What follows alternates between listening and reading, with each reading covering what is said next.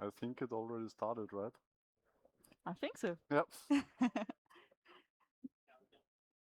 Yeah, hello everybody, and hello Thomas. I have to tell you a cool thing because I just came home from Cloud Native Summit Munich, and Backstage was a really big topic there, and it's amazing. It has like the software catalog, it has templates to scaffold, it has an MCP plugin so that we can integrate it with our agents. So what do you say? Should we go ahead and implement Backstage? I think it's always the same when you come back from Munich, right?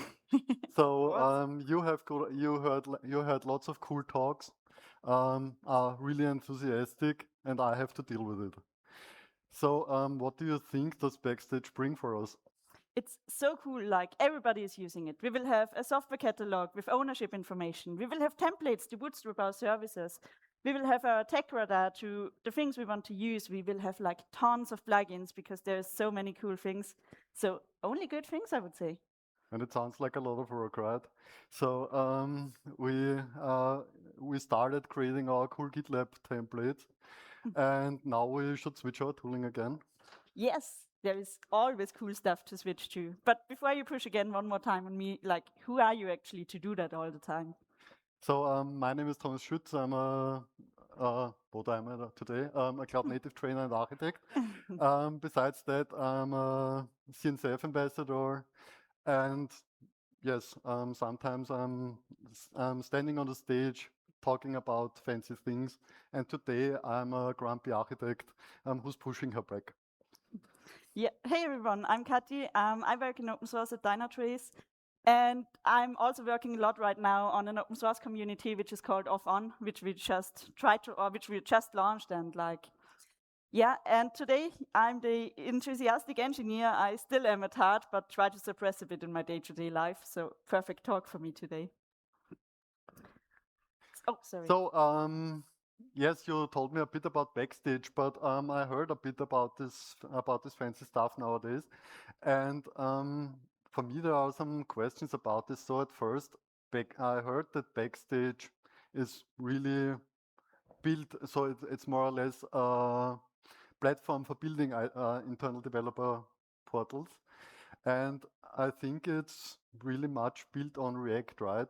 And I think the thing platform engineers, DevOps guys, and so on can do less is programming sometimes, and sometimes React, right? And it adds some new piece of software to our already overloaded tech stack. So we have Cert Manager, we have external DNS, we have external secrets, we have Argo CD, and whatever. So we need Backstage, right? So, and last but not least, it's not only a technical problem what we will introduce here. So, yes, we can create our Backstage instance. This will be an entirely technical thing, but in the end, it will also change the way we work. So it's also a cultural thing. Or what do you think about it? Yeah, I think I agree with you, even if I don't like it. Yeah, as you say, Backstage adds a lot of things, but at the same time, it adds like so much feature and so much benefits. And to be honest, we have problems with our platform in our company right now. So adding another tool that changes how people work with our platform is, to me, a good thing, isn't it? Let's take a closer look on it. So I think it's worth to investigate a bit about it, and let's take a closer look on what's around it, and let's investigate this a bit more in the next few days. Yeah, Thomas, a few days have passed. I'm still eager to implement Backstage. So, what do you say? Can I go ahead? Did you change your mind? Because I told you all the cool things about it. So it seems that it was some short days, right? So I spent time, nights and days to with Backstage and all the things around it. And I also stumbled across some frameworks. So I stumbled across the Space framework, the DX framework, but I also stumbled across the DevX framework. And as this was built around some pillars, let's say it this way, I found that the whole developer experience thing is about flow state. So to make the developers work, let's say it this way, flawless and fluent, so that they can work without any interruptions. Furthermore, I learned about feedback loops, so that when they are building something, that they get fast feedback and get their things out of the door very fast. And last but not least, it's all about the cognitive load. And I think this is the way where Backstage could help us. So with the whole tool stack I talked about before, or the last days, this could help our developers. But when we are starting with this, we should ask ourselves the right questions. So Backstage is not the answer to everything, but we should ask ourselves how often we are bootstrapping things, how convenient our bootstrapping process is, especially when we are implementing the scaffolding and a templating process. Furthermore, when we implemented this, we should also try to find out how often our templates are used, because the worst thing we can do is a template which nobody uses or nobody wants to use. Furthermore, and this is more about flow state and so on, flow state feedback and so on, how often do our developers switch between tools? So we have Argo CD, we have Grafana, we have almost everything. And there Backstage could help us a bit. And last but not least, there are things related to our developers. So at first, how satisfied are our developers with the IDP? So do they like what we built? And on the other side, which features are missing to them? What do you think about it? Yeah, I think I agree with you. And maybe when implementing Backstage, we should not just ask ourselves, like, hey, how do we implement the Backstage? How do we do the technical part? But also, like, how do we measure if we can actually make these things better? So, what do you think? Can I go ahead with that insight now? So I think it's worth to build a prototype, right?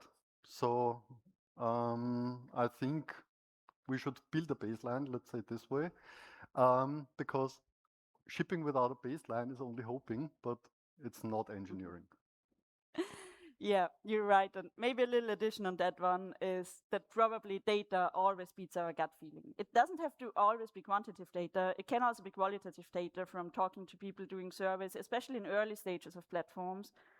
But yeah, I agree. We should do engineering and not hoping and wishing while introducing new things to our platform. So it's now 5 days later. What did you find out? Awesome. So I spun up Backstage finally. And what I also did is I added the OTel standard instrumentation. It's pretty easy. It's just a plugin you install with Backstage. You add like one TypeScript file that you copy from the documentation. And what you get is all of that. You have like so many insights. Just one note, you can see my favorite observability tool is Dynatrace. It works in any of them. It's pure OTel. Yeah, so I just added it here. But what we get is we get traces out of there, like a lot of them. We get some metrics, because if you move on to the metric list, you will see that you get metrics like about the catalog, about the scaffolder, and about the backend tasks, which are basically the tasks the backend, the scaffolder, and sometimes also other plugins are running. So you can see that we can get a lot of insights already out of that. So all of the questions answered, Thomas? Not really. So until now, we have many technical things in there, right? So we see lots of metrics out there, and I feel that we can do something with them. So as an example, we could try to find out how often people scaffolded projects with our templates, but and we also could find out how many steps our templates had and where they finished up. But in the end, we want to make all of this measurable. So we need things which are not technical. We need things we could deal with. So at first, what we got here were metrics for everyone. And I think this is a thing you all know, our platform is different. So Backstage should need to take the shape of our platform and not what somebody thought about. Furthermore, our portal is unique, so our matrix should also be. So we want to find out special things, not the thing everybody wants to get. And last but not least, we should start with the problem and afterwards define the matrix. What do you think about it? Sounds like a plan, especially if we really want people in our company to use Backstage and to be happy about it. I think you're right. We should ask them what they need first, and yeah, then we should build Backstage after that and not the other way around. Yeah. Good. And at first, we should try to find out what's the flow behind, or what's the story behind of our life cycle. And when we implement Backstage, we should take a look on all of these phases there. So at the beginning, we design some software, we bootstrap it, where I think the scaffolding can help us. Then we develop something, deploy it. I think we all know Argo CD, right? Maintain it. Then we find out that something didn't work, or the AI agent did some fancy stuff, right?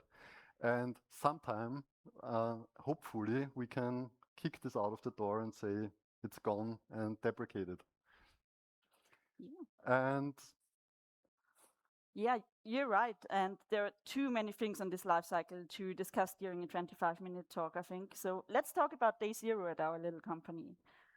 Because actually at day zero, we have lots of friction going on. And I believe that's not only the case in our fictional company, but that's also like what I experienced from talking to many people. First of all, you want to bootstrap a new service. You ask 3 people or 3 teams how to do that. You probably get at least 3 answers on how to do it. And some of the stuff will be deprecated, it will be broken, it will be outdated maybe.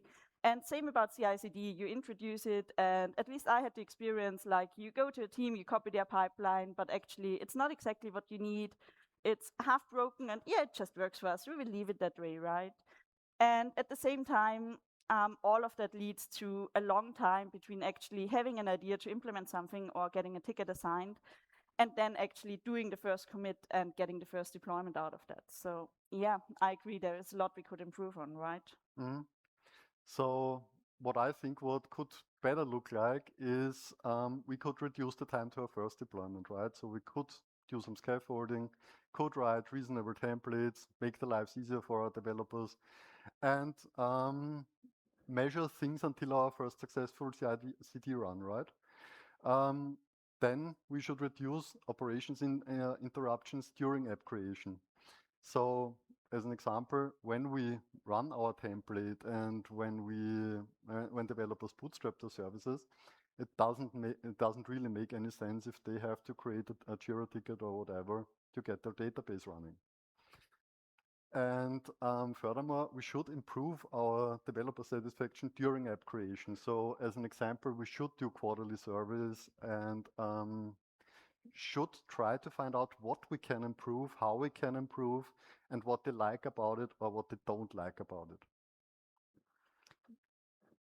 Yeah, and everything we pointed out here are just examples. As we already said, like platforms are unique, Backstage and portals should be unique. Also, your problems are unique, and that's the reason why all of that should be different. And so we chose one of those questions, which is actually the first one, which is like, hey, can we reduce the time to the first deployment? We pretty much mapped it to the flow state of the DevX framework. And the feature that can help us here with Backstage is the software templates Backstage. And you see, Thomas, I did something really cool. I put all of that into a template, and you just need to go ahead. You fill in your basic information, your container config, the resource limit you want to have, the networking, and many more things. But you now have all of them in Backstage. Isn't that cool? Yes, but I don't want to be rude now, but this is everything what a developer don't wants to configure, right? So why should a developer care about resource limits in the first step, or should take care about the networking stuff? This should be simply there. So I feel we could do better, right? Yeah, and I knew you would say that, so I did better and built a much simpler template on that one. As a quick note on that one, this one is like really simplified down a lot. Sometimes it's important if you do abstractions that developers are at least aware like about the latency their systems are running on if they're doing distributed apps or stuff like that. So the minimum amount of stuff you show in a template or in a crow or crossplane abstraction or whatever really depends on your workflow. So this is maybe depends on your work or on ours, simplified too much. But you can see that there is a big gap between like something like that and something that big where developers will probably bail out after the first minute again. and say, yeah, screw it, I will do it the old way because that's easier. But I really love it. So if I were a developer, this would be exactly the thing I would like. Type in 5 fields, deploy it, and it runs, right? Yeah, I like it too, to be honest. And actually, if we do this, the metrics and the traces we've seen before from the hotel auto instrumentation in Backstage tell us a lot about it already. Because from those we can defer like if our templates are actually being used, which templates are most popular, if adoption on certain templates is growing or decreasing over time, and also if runs fail, and if yes, which template does fail. But learning from Thomas during this talk, I think this doesn't answer the full question. Because we also want to know like how long a run takes, not only in Backstage, but really from like opening the template. Because if you have a big template like the one I had, it will probably take hours for the developer to fill out, at least if they care about what they fill in, right? And then we want to know that time. We want to know how long each Backstage step takes, but we also want to take it on to our CI/CD system to actually know, hey, how long does it take for this to be built and to be deployed as a first version? And yeah, we also want to have more data. We want to know which step is the slowest, which one does they have the most errors. Are there maybe certain teams that, due to their experience, struggle with using templates while others are doing good? And do we need to adjust for them? And all of that is data that Backstage just can't give us out of the box because it's not aware of our platform. But still, I believe it's important data to have. And that's why I now built something that I actually like. And what we did is we made a demo that connects all those dots. And let me show you this in like real life, actually. So we have a code space running over here. It's all open source tools, it's all GitHub code spaces. And this one actually generates a trace which says, hello, CNS Munich. We actually did this like before the demo. And in here you can see that we have exactly those spans we just talked about. So first of all, in Backstage, we have an enter parameter span. You can see it took me 10 seconds to fill out, in this case, a Backstage template that has just one thing, which is a service name I need to enter. And from there, you can see the code repository was created, a webhook was registered, code was pushed, and same for a deployment repository, which is then picked up by Argo CD. Then actually we have an Argo Workflows CI pipeline that does no magic. It just builds an image, pushes a new tag to Argo CD. And you can see how long this one takes in there. And in the end, Argo CD picks it up, like syncs the application. Here is our hello CNS Munich, and it will deploy it. And one little thing, maybe some of you noticed, we have a little bug in the root span up here. It is not spanning the full distance. But that's actually pretty hard to achieve because what we did is we created a little wrapper, or actually a decorator in Backstage, where we wrap all like templating action with a with trace decorator. And by that, all the traces or all the spans actually are created automatically and linked to the parent span. And this thing just ends in Backstage. And we could have done some very huge hacks to like pass it on and get a bigger root span, but we thought for the scope of this demo, it's fine. I just wanted to point it out. And yeah, with that, I would say we get much more insights, right, Thomas? And one more note, if you want to try this yourself, you can scan the QR code up there. It's all in a GitHub repo. As said, it runs in a dev container. You will get Backstage, Git, Argo CD, Argo Workflows, and Jaeger running in there. So it's like all self-contained. The only thing, the standard 2 CPU cores are not enough for all those tools, so you need 4 of them. And if you want to have a bit more of a hands-on experience, there's also a link in the README to that one. Andy already pointed it out today. I'm building open source challenges, and the one going live next week will be about exactly this flow. Does scanning the QR code work? Perfect.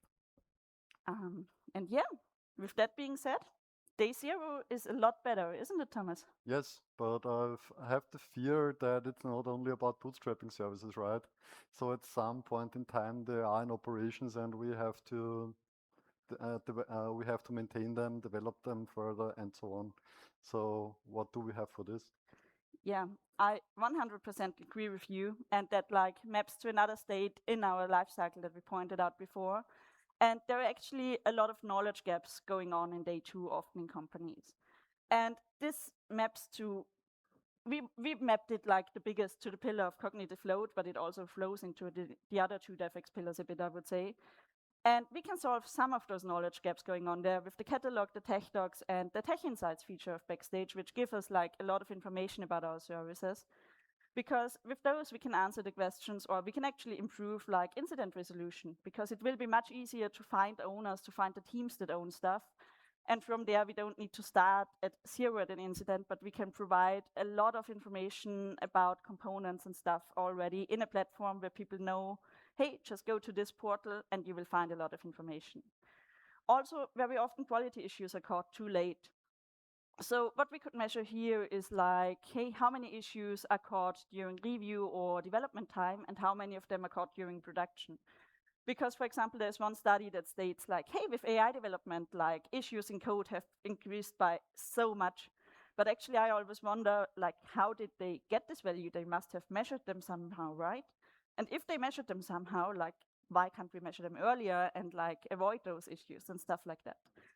And also tribal knowledge engineers have to rely on, like, for example, senior interruptions and stuff like that. So you see, it's not always technical metrics.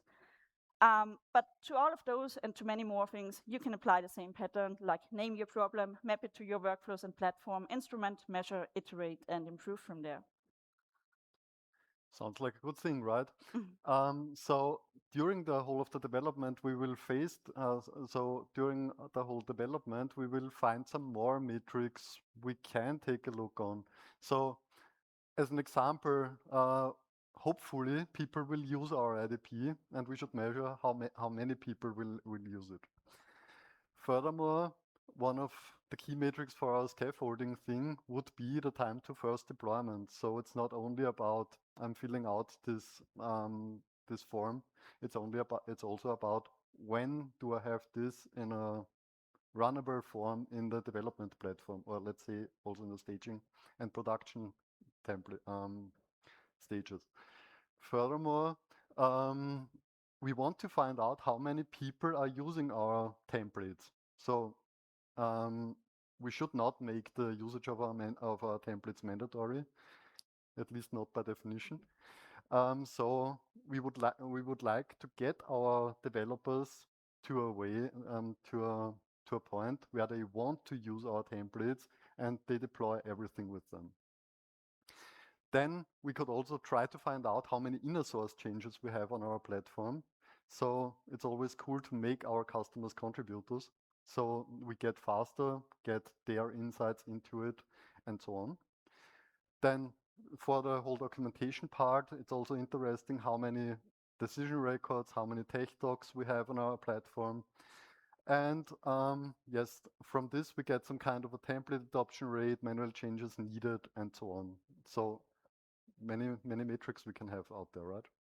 Yeah, and actually we want to show you all of that in a practical example. So at Dynatrace we're running Backstage, and it's actually a pretty well integrated part of our platform, which I really like. So our AI agents can interact with it, users go there, there's a lot of documentation in there, a lot of knowledge.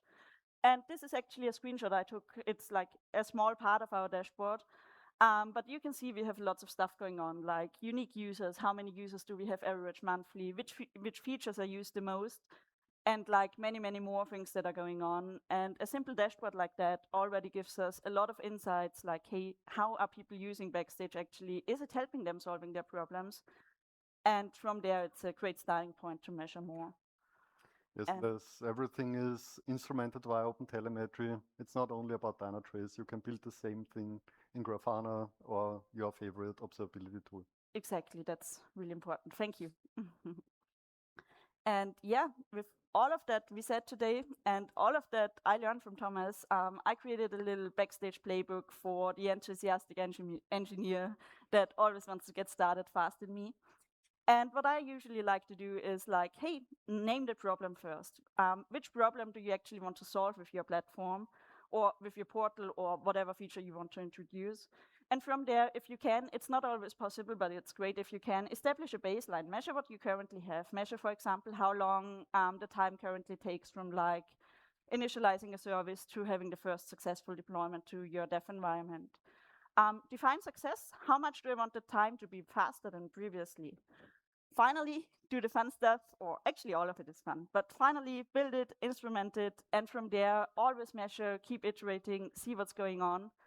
And yeah, that's my takeaway from today. What's yours? I also learned some things. So IDPs are cool, but done wrong, they can cause lots of work and lots of unnecessary work. So think about what you want to achieve, and think about what you want to measure and how it helps your developers, and then start coding. Furthermore, it has to support your development workflow and not the other way around. So not not build the workflow around your IDP. Take a look on your workflow and try to build it in a way that your IDP supports it.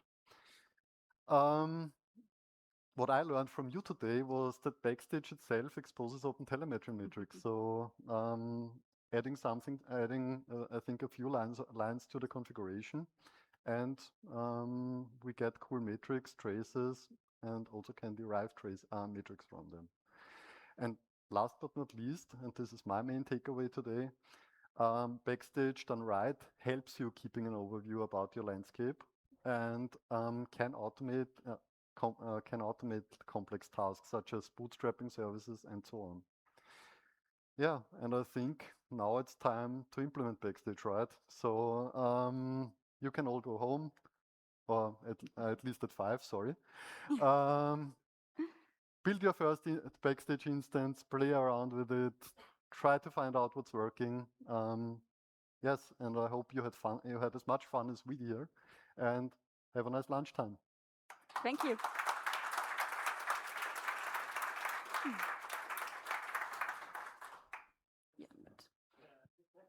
Oh. Nice. So we have time for one question if anybody wants to ask.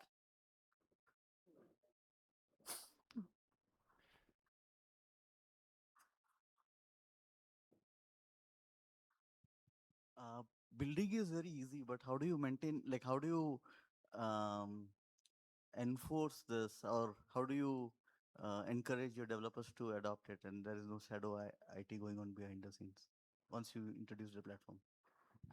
To me, in platform engineering, it's one of the most important pillars to not force people onto your platform, but actually build such good workflows that they will want to use it. And you can also start with a small group of people, like build it with them, and let them be the advocates for your platform. In my experience, that's the best thing. I don't know if you want to add anything to it. Yes, so for me it's almost the same thing. So most of the time when you're starting with such a platform engineering journey or your Kubernetes journey, many people are very happy when you are not throwing Kubernetes terminology on them. So if you are building good templates and simple templates which make their lives easier, then they will use it on their own. So I think nobody wants to write service requests or whatever. And if they can bootstrap services on their own, it's a no-brainer, I think. Maybe one thing to add, like it doesn't stop at day 0. So if you write a good template, it's amazing, it helps a lot, but also think about like how to edit things later on. So you might want to combine it with abstractions provided by Crow or by Crossplane or something like that. Also Helm maybe. Yeah, so build good stuff, I would say. Yep. And also talk to your customers or to your developers and make it better with them. And also give them the option to feed back to the platform and also improve templates or whatever themselves.